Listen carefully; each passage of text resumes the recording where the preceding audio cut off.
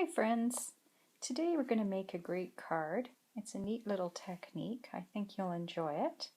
And it's quite effective. Once you've got your template set, you can make quite a bit of these. The card base I used the Whisper White thick cardstock, so you can have a nice card that stands up fine and you can write easily on the inside. The stamp sets, I used 2 stamp sets. I used You've Got This, and you could use just this set if you wanted to use one of the sentiments that this set has. Or you could use a stamp from Perfectly Wrapped. It has a few nice sentiments as well. The ink I used crushed curry, and I used a sponge. To start, you need to have a template, which is a rectangle. I made it out of vellum because I liked the idea of being able to put it over the cardstock but see where I am on it. The way I cut it out, I used my grid paper. I'm just going to move this over so you can see. And I lined it up so that it's at 3.5 by 2.5. And then I took my pencil and a ruler and I measured it. And then I cut it out on my cutter. The cutter that I used, I happen to have a Fiskars one. And what you do is you put it into the tool. Make sure your pencil line is lined up with the middle of the track. On my track there's a little wire, so that helps it even more for lining up. And then this little button tool, you make sure that it's lined up with the corner edge.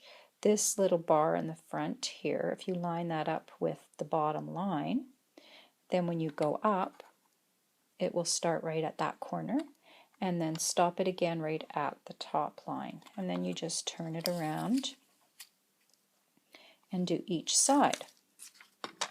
Oh, I forgot to mention that the vellum piece is 6 by 5 because I wanted it to be able to be overlapping. When you do this, you don't want to have a bunch of color in the white space. You want to have more white space. Now to adhere it to the card base, I just used the Tombow mono adhesive removal. So it's just like you're going to stick it permanently, but it isn't, and you just go around the edges. It'll hold it in place. I'm just going to make sure that's flat down. And then I'm going to use the grid paper to line up my cardstock so it's nice and straight, and then put the vellum over top. I like it a little bit more towards the top than in the middle, and I like it about the middle from side to side. So there I go, and then I just press it down. So here's my crushed curry. I'm going to open that up.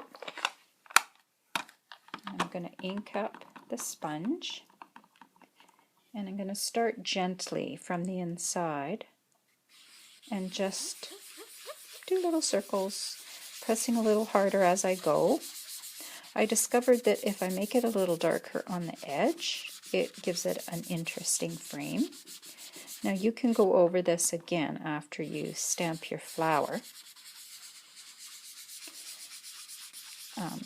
But don't get too worried about it because, you know, if you step away from it for a bit and come back and look, you'll see that you've done a really nice job. They're just all different. It's not supposed to be completely uniform. Get it as uniform as you like. And then you take your stamp of your flower. And generally what I do is I like to put the ink this way down on the bigger images. Sometimes I even put it together in my hand, or you can leave it flat and go like this. And then when you put it up in the light, you can see if you've got all of the parts that you want inked up. And then keeping your template on, you're going to put the flower over top. So keep as much of the flower inside as you wish. There's going to be a little bit that sticks over, but I think that's kind of the effect I'm going for. I just press down and give it a bit of a wiggle. And there you go. There's the flower. When you lift off the template, you'll see your pretty little flower.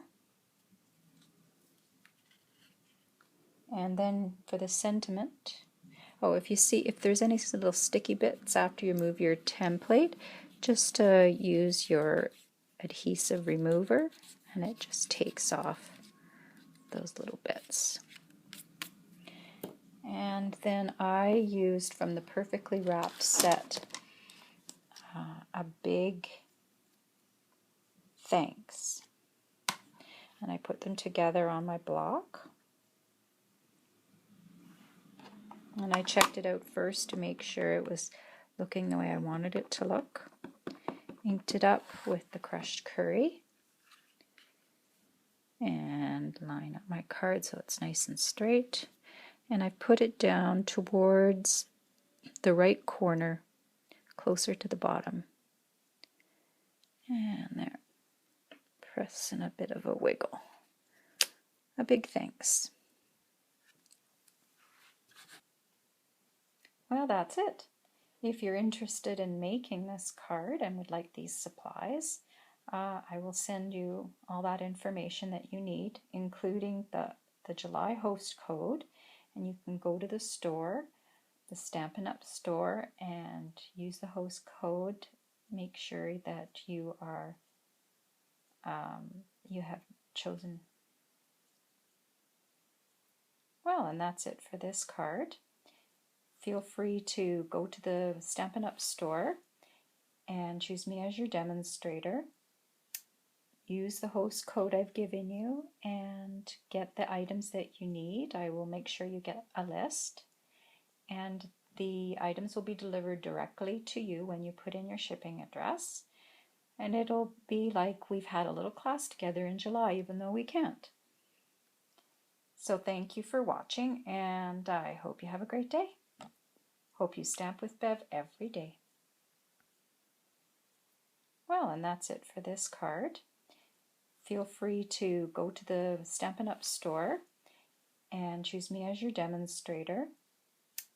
Use the host code I've given you and get the items that you need. I will make sure you get a list, and the items will be delivered directly to you when you put in your shipping address.